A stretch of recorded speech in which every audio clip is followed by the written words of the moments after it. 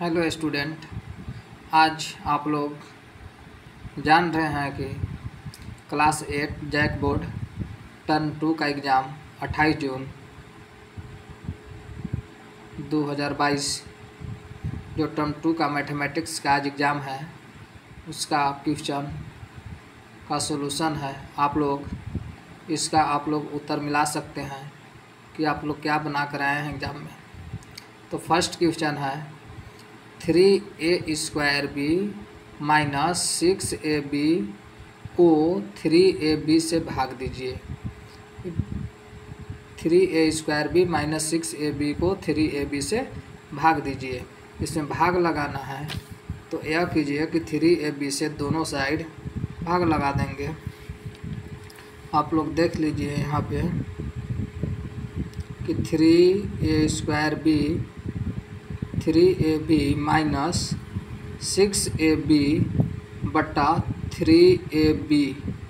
अब इसमें हम लोग काटेंगे, 3 से 3 कट गया, ऊपर में देखिए 2 a है तो 1 a नीचे है तो 1 a और ऊपर से 2 a में से 1 a कट गया तो 1 a बचेगा और b से b कैंसिल।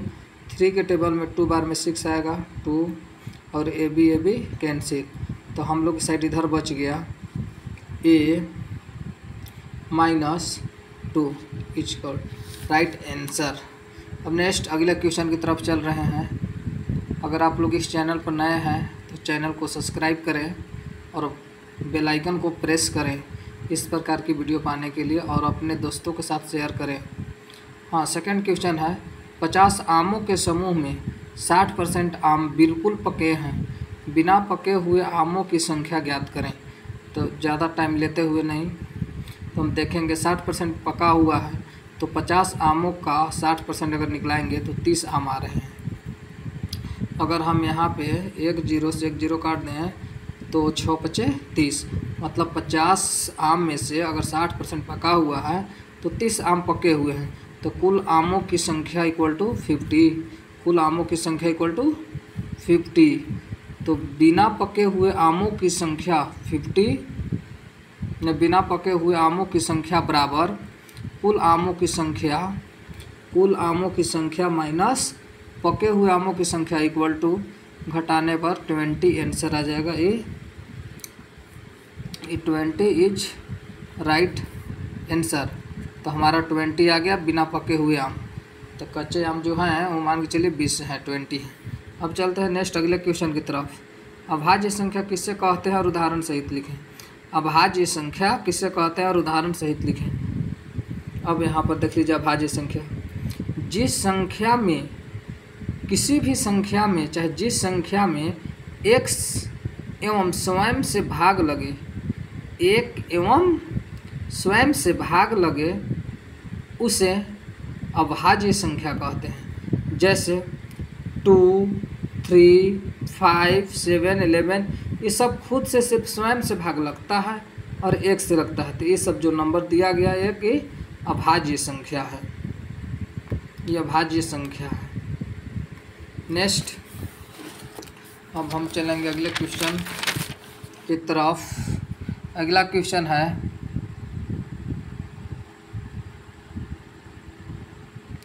मोहन अपने कुल वेतन का 80% खर्च करने के बाद 180 रुपया बचाता है तो प्रारंभ में उसके पास कितने रुपए थे।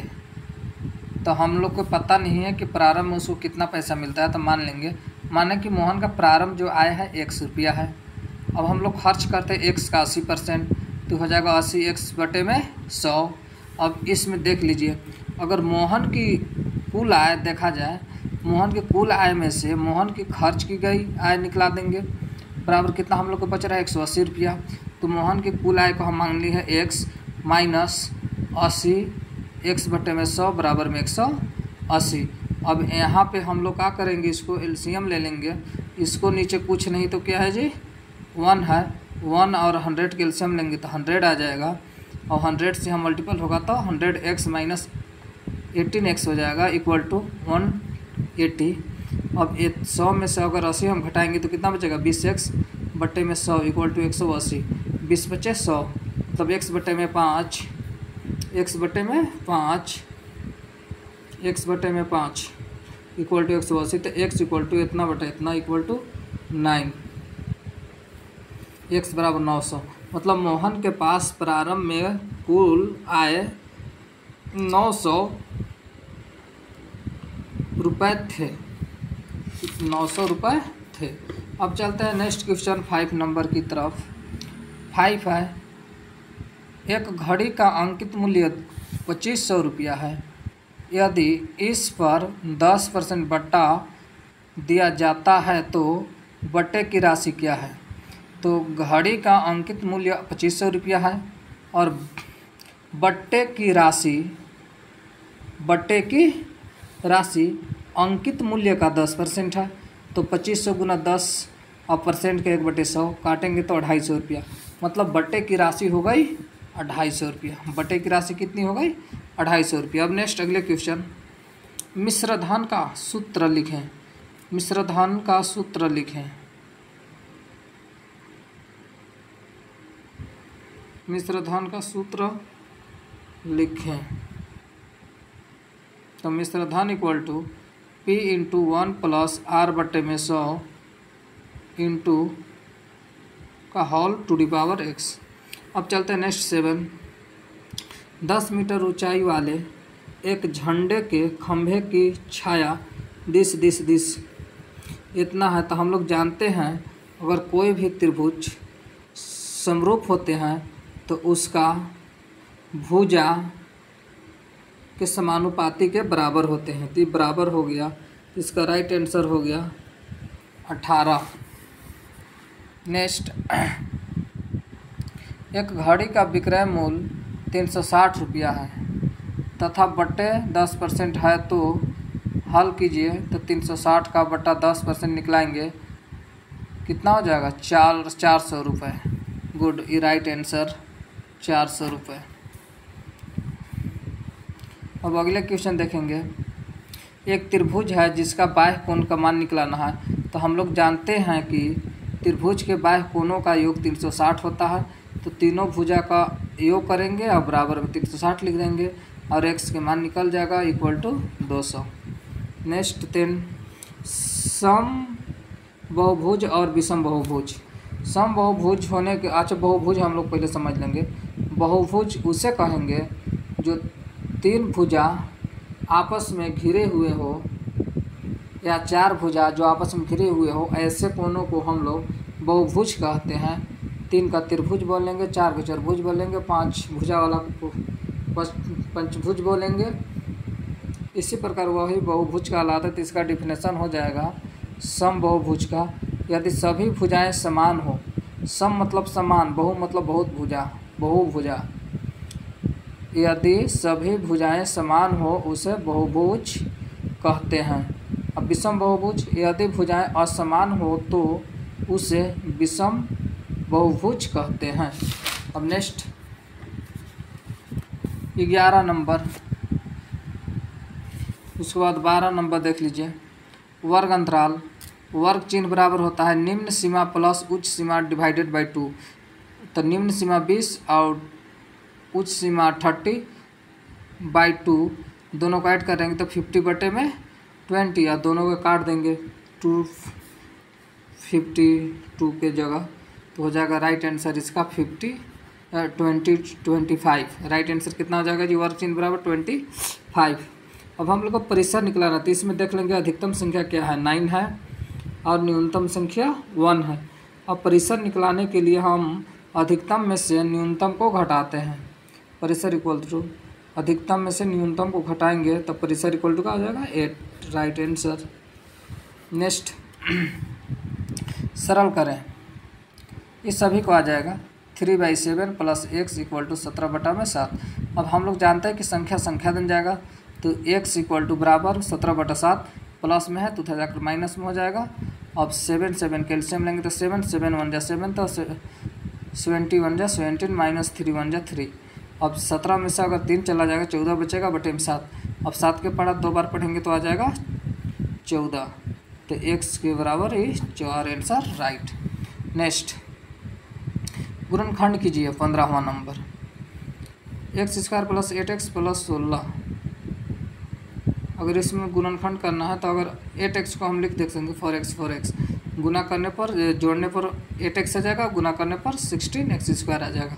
तीन दोनों में से x कॉमन है तो x कॉमन कर लिए, यहाँ x बचा प्लस x निकल गया तो 4 बचा प्लस 4 यहाँ कॉमन आ रहा है तो यहाँ x बचेगा। 4 का पढ़ा कितना बार 16 आएगा 4 बार में। क्वेश्चन बंद। x plus 4 into x plus 4 equal to 0, x plus 4 equal to 0, x equal to -4 right answer. चलिए नेक्स्ट अब देखेंगे 16वां नंबर। 3a-9 डिवाइडेड बाई 3 को विभाजित करें।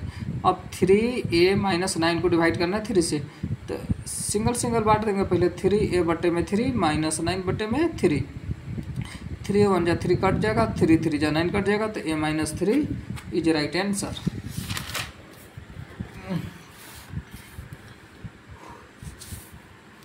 अब अगले क्वेश्चन 17 नंबर है कि 800 रुपये का 2 वर्ष के लिए 5% वार्षिक ब्याज की दर से ब्याज ज्ञात करें।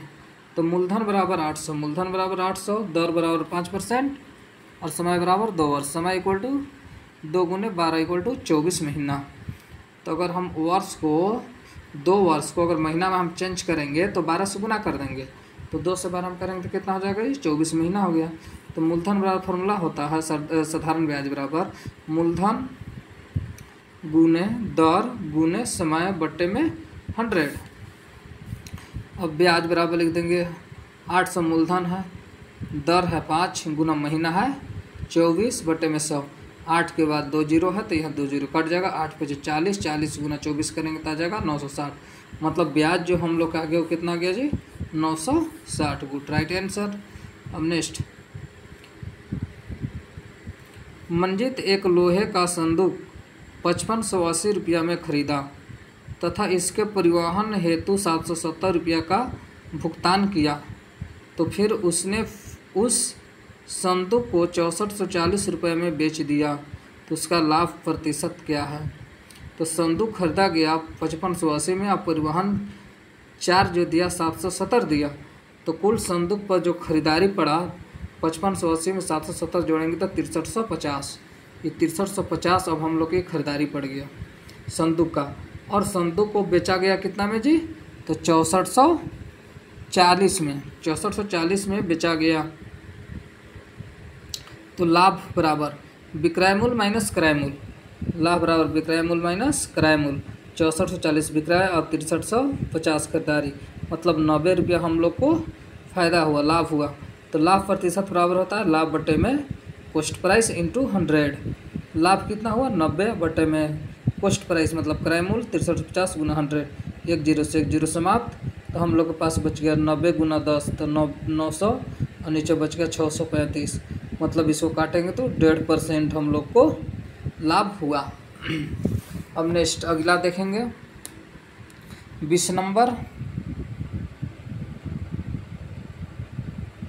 ये वही सेम चीज़ है जो आगे बतलाया था कि त्रिभुज के बाएं कोनों का योग 360 होता है। तो एकदम सिंपल है, ये निकल जाएगा। वीडियो में देख लीजिए क्वेश्चन। नेक्स्ट देखते हैं आंकड़ा क्या है। आंकड़ा क्या उदाहरण के साथ लिखें।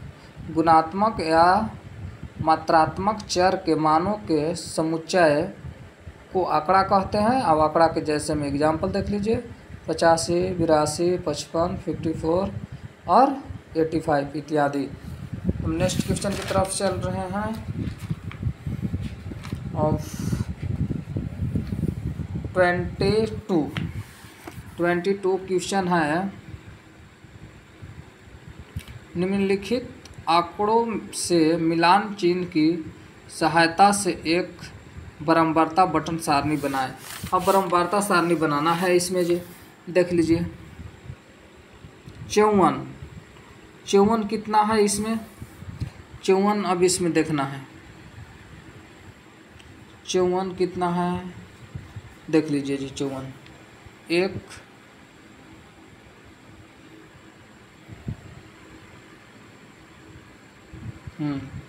एक 54 यहाँ है और दूसरा 54 यहाँ है, तीसरा यहाँ है और चौथा यहाँ है, पांचवा यहाँ है।